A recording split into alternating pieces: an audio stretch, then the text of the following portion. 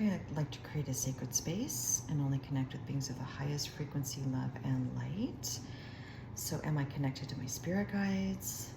Am I connected to my spirit guides? Am I connected to my spirit guides? Okay, wonderful. So spirit guides, today I thought we could talk about you. We've done this before, but it's been a long time, and I thought it would be really interesting to talk about you and if you've had incarnations on Earth, and just a little bit in general about spirit guides for those who are interested in contacting their own spirit guides. So I guess I'll just let you kind of tell me about you if you'd like to do that, or would you prefer that I ask you questions? Ask us questions. Okay. Well, first of all, how many spirit guides do I have here with me today? 3. Okay. And what are your names, spirit guides? Do you have multiple names is what I probably am guessing. But is there a name that you go by for me in this incarnational experience? Yes, or names, I should say. And what are those names? T-O-M, Tom. M-A-T-T-H-E-W,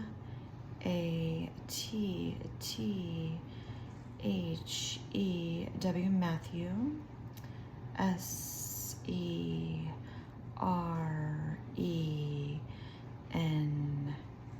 Serena. Yes, those are my 3. Those are my 3 spirit guides.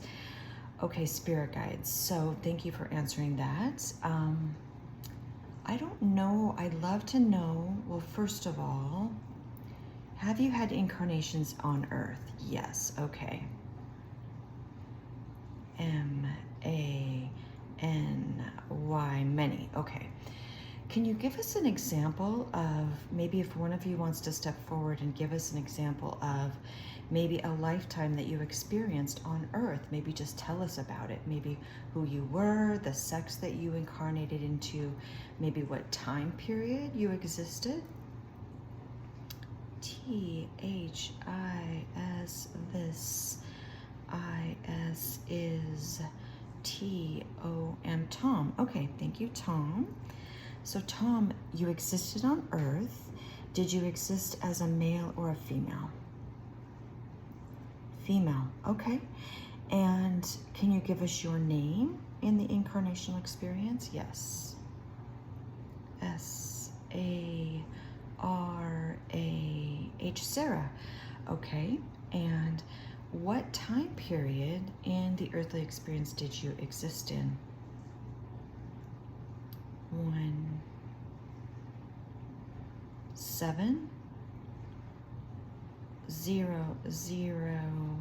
1700s. Okay. Okay, and in what part of the earth did you reside in? B-R-I-T-I-S-H,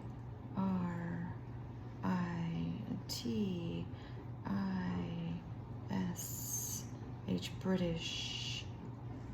C-O-L-U-M-B-I-A,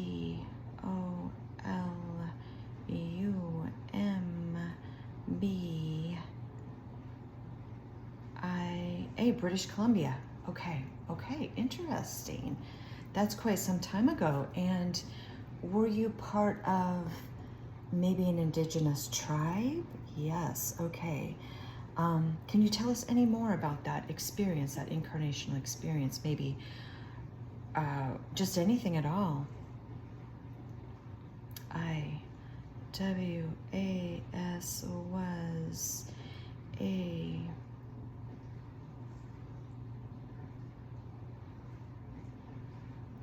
N-A-T-I-V-E,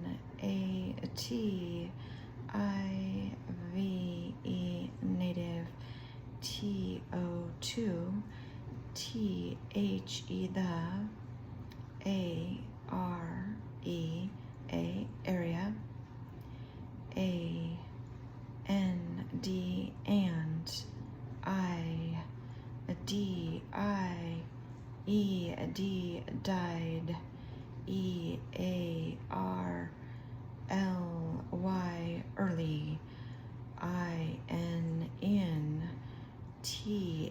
the INCARNATION.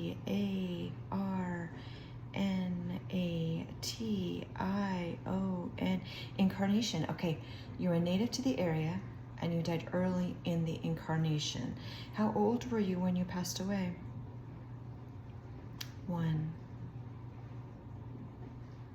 12? You were 12 years old when you passed away? Okay. And what did you die of? What did you perish of?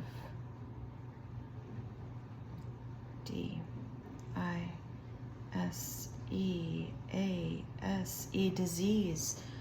Okay, because they probably had very little medical treatment during that time period. So if you did get something, you were probably going to perish in that experience. Okay. And just a thought occurred to me. Did you, on a soul level, come into the experience knowing that you were going to die at an early age? Yes. ITWAS was PART part OF of MY my SOUL soul CONTRACT. It was part of your soul contract. Okay, and as part of your soul contract, was you perishing early partly to provide lessons and growth experiences for those around you? Yes, very much so. MY my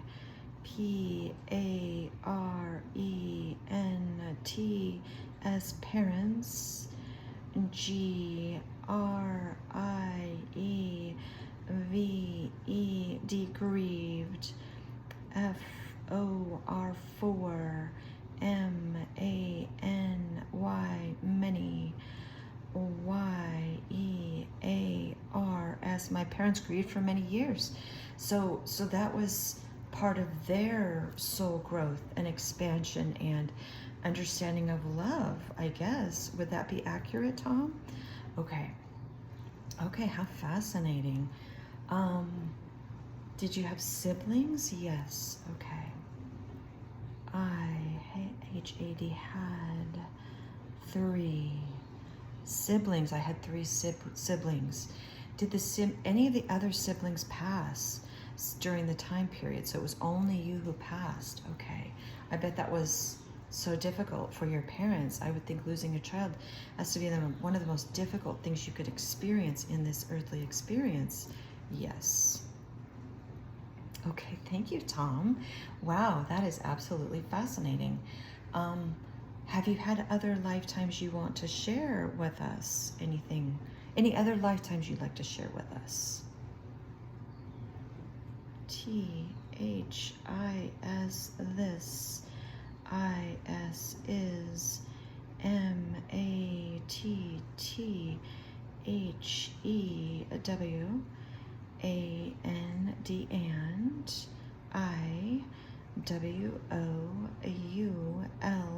would, LIKE like, TO2 SHARE share, ONE1 OFO my lifetimes. Okay, Matthew, wonderful. What lifetime would you like to tell us about? IWAS was AGEISHA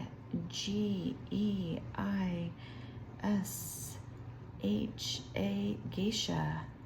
INNTHE the one. No, is that not right? Sorry, Matthew. What time period were you a geisha? 1100. 1100s. You were a geisha in the 1100s. Is it geisha? Am I pronouncing that right? Okay. And we've talked about this before, Matthew. You've told me about this lifetime before. Can you give us a little bit of information about what that lifetime was like for you? You were female, obviously, yes. IWAS was a concubine in that lifetime. It was a challenging lifetime in that women had very few rights, and I was often at the mercy of the men and their choices in that lifetime. Oh, I can only imagine. I can only imagine. I'm wondering if you can tell, did you die young in that lifetime, Matthew? Can you give us your name in that lifetime? My name was, I'm hearing Veronica or something. Is that accurate? Okay, okay. And did you die, how old were you when you passed away in that lifetime? 26. That is incredibly young. How did you pass away in that lifetime? ALSO also. FROM from DISEASE also from disease. Yeah, those periods, there was just, and not that I'm a huge fan of modern medicine, because I think it has its uses, but it also has a lot of things that are wrong with it. But there were probably very few options if you contracted something to survive that back in that time period. Okay, fascinating, fascinating. Okay. Does Serena want to step forward and tell us any of her lifetimes? Yes. THIS, this, IS is, SERENA, Serena. Okay, hi Serena. IWAS was a warrior in ancient Greece. Okay, you were a warrior in ancient Greece. Okay. Were you a man? Were you a man in that experience? Okay. What was life like for you in that time period? Very difficult. I had to go into battle and I hated it. Okay, so were you kind of like pushed into that role, whether you liked it or not, which you did not? It was just part of what was expected of you during that time frame. Okay. And did you also die young? Yes. DIED died. INNBATTLE. I died in battle. Okay. How did you die? I was impaled. Oh my God, that's horrible. How old were you when you died in that incarnation? 18? Oh my God, that is so young. That is just crazy. That makes me, a question cross my mind that's kind of related to all of this. When we die traumatic deaths or even non-traumatic deaths, on a soul level, can we remove ourselves as a soul from feeling the pain and maybe suffering of those death moments if we choose to? Yes. The soul chooses whether or not to feel the pain of the death experience. It's a choice on the soul level. Okay. what if the incarnational experience part of the soul says, I want out of here? Like, for instance, you being impaled, let's say that you're suffering so much pain and agony in that death experience. On the incarnational level, can we say, please just take me? I want out of here. I'm done with this. I want to leave. Will that wish be granted, if that makes sense? Yes, very much so. If the portion of the soul in the experience does not wish to experience the pain of death, they can remove themselves from that experience. Well, that's a relief. That's a relief. So it's not like on the incarnational level we're forced to experience pain and suffering that we don't want to experience. If we say, get me out of here, like I'm done with this, I want to leave and go back to the astral plane, that gift will be, or wish will be granted, I should say. Yes. Okay. That is a relief. Okay. How fascinating. So I guess that kind of brings me to, and thank you so very much for sharing your stories with me. How did you get signed up with me, if that makes sense? I'm just curious how you are aligned with me. We have been with you for all of your earthly experiences. Okay. And that would mean not only this incarnational experience, which I'm a female in this incarnation, but many, many experiences. And I've been both a man and a woman. Have I also been animals? Have I been trees? Have I been rocks? Have I been aliens, extraterrestrials, experiences on other planets, other dimensions? Yes. We have been there for them all. Wow. So you often tell me you know me better than I know myself, which I'm sure you do, because I'm still learning and growing in the incarnation, trying to get past spiritual amnesia to remember who I truly am. So yeah, that is absolutely fascinating. Okay. Is there anything else, spirit guides, you'd like to add about your experiences, or maybe, you know, how you interact with me, or anything else you'd like to share about this? We would like to share that all have spirit guides in the incarnation they are in.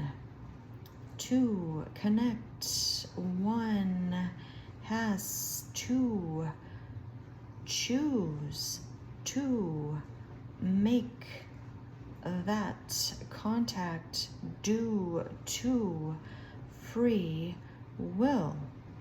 But once one does that, one must listen to hear that connection being made. Okay, that brings up a great point.